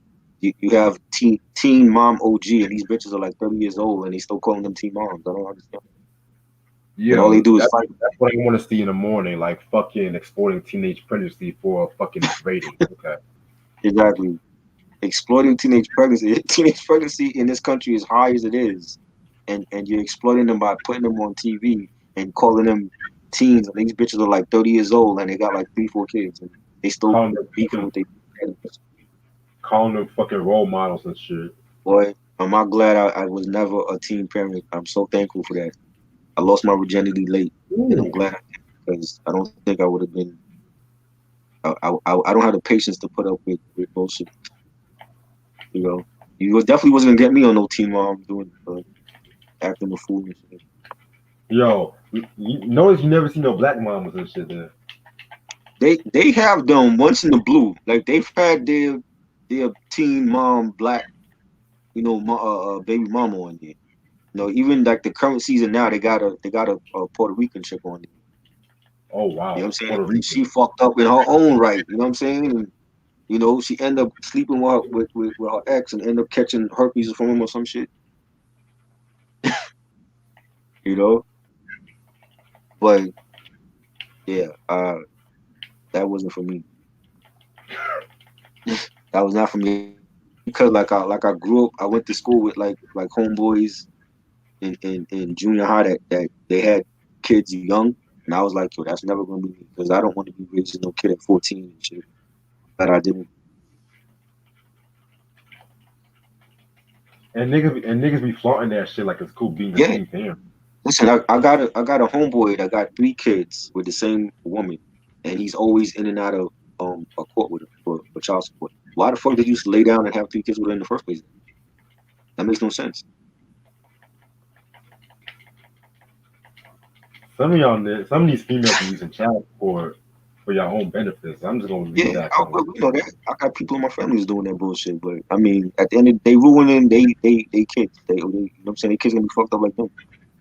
Some of these females be using child support to lock a nigga down. That's all I'm gonna say. Yeah, we know that. But they use the child support money for them. You know, that just wasn't for me. Like I wasn't to do that shit. And I know women was doing that. They were trying to get niggas trapped. I'm like, you're not getting me trapped. A fucking condom is my best friend.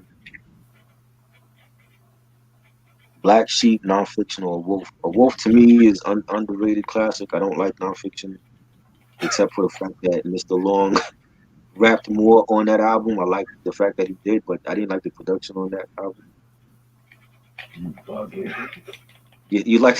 I know you like nonfiction. That's another album that I don't like. Unpopular Some- opinion. I don't think nonfiction was great. Something It's not about just you in 1994 in hip hop. I'm gonna make like a unpopular opinion list of all the albums I don't like that people like. There's a Dark Side, nonfiction. You know, Smack My Bitch Up by the Prodigy. The Prodigy, the rock group. Yeah, I think it's under the rock group. Pretty sure. you said they're underrated. Smack My Bitch Up. Now I never listened to the Prodigy. I wasn't into them back then. Smack my. I like the title. Smack my bitch up. Smack My Bitch Up. Smack my bitch up. Oh yeah, ODB has 13 kids, and his son is out there doing the same reckless shit. He's on growing up paper. I'm talking about how he be smashing bitches off of IG. So what you think is gonna happen? He got a white chick off of IG pregnant, Is she ugly? and she not cute. She not cute. She like a trailer park trash looking chick on. You Bro, I know, swear to God, niggas be making me mad with white girls and shit. Y'all be picking the most ugliest white girls sometimes and shit, man. they get pregnant. They get pregnant. That's supposed to be like Yeah, somebody. If anything, you sneak her in at the crib at 2 a.m. and then kick her out. You don't get her pregnant. Yeah, he got her pregnant. He met her off of IG and he got this white chick pregnant. Favorite song from It's Dark and Hell is Hot. Niggas done started something. crime Love story. that. Crime Story is great. I'm gonna stay Yeah, off my five.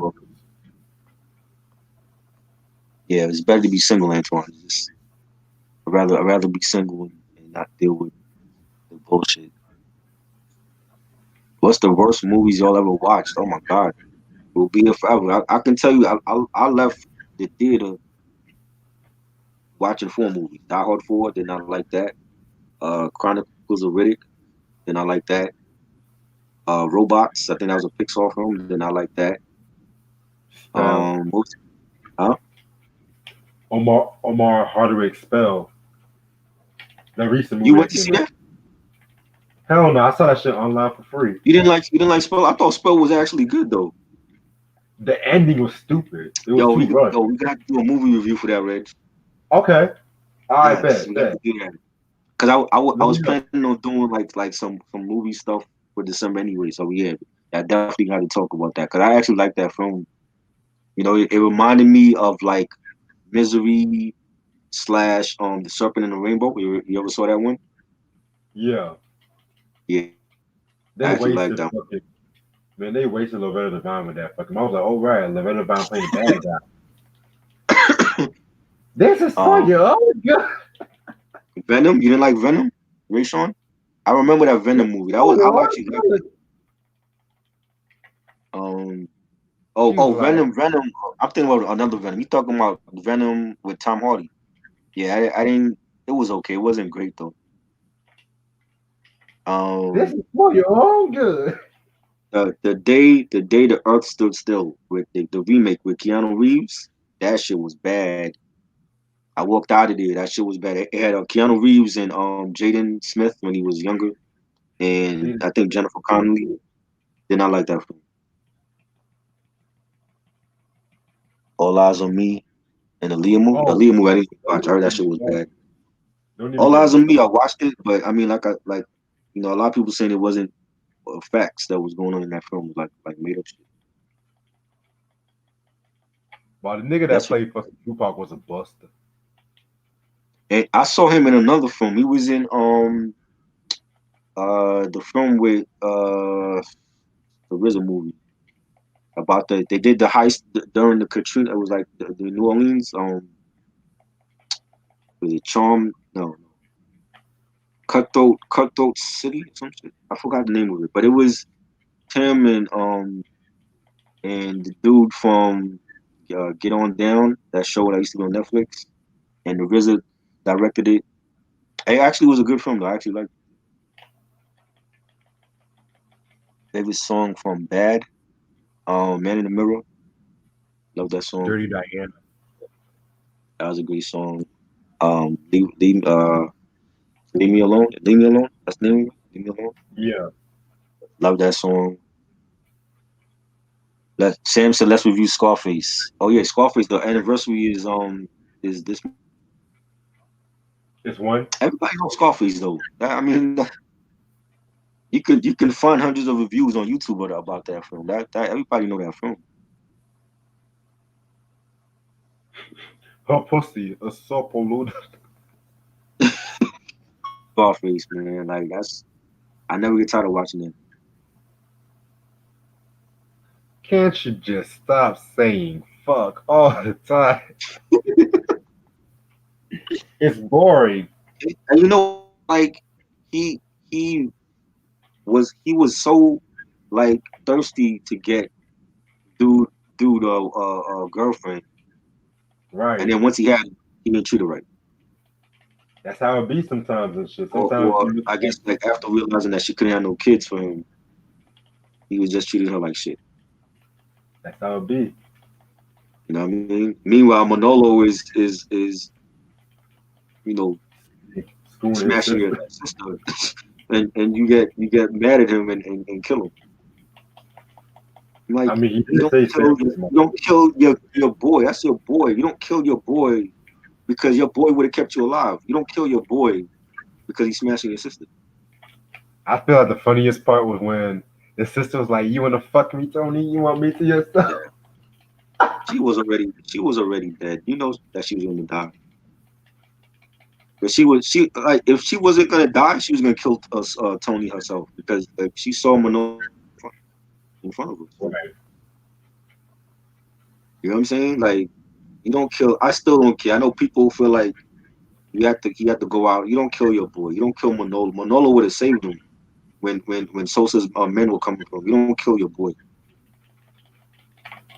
You know. Sam said, can we review Casino? Casino. I have that on DVD. That's a great film. I wouldn't mind discussing that. Okay. Cool. Definitely. We got some movie reviews coming, yo. Spell Casino. What else? What else? Drop some other movies you think we should discuss, yo. Let's talk about Don't Be a Menace in South Central while drinking your juice in the hood. Oh yes. I haven't The seen that movie. in years, so I gotta go back to watch it. I remember the soundtrack. The soundtrack was great. Yeah, that's Where another is the soundtrack. worst movies you ever watched? What do you mean? Where's the worst movies? I watched all of the ones I walked out on was from the movie theater. Like it's Why am I different whoop? now. Like, hmm? Right. I don't know. Why am I whooping West Side Connections ass like Dub C and Mac 10? Like it's different now. Like if you watching it on streaming, you can always turn it off. But you gotta when you pay money for a movie and you think it's gonna be good, and then you walk out and you feeling like disappointed. Like that's terrible. And that just happened to me like 4 times. I'm like, yo, like, I gotta be more decisive with these films. You know.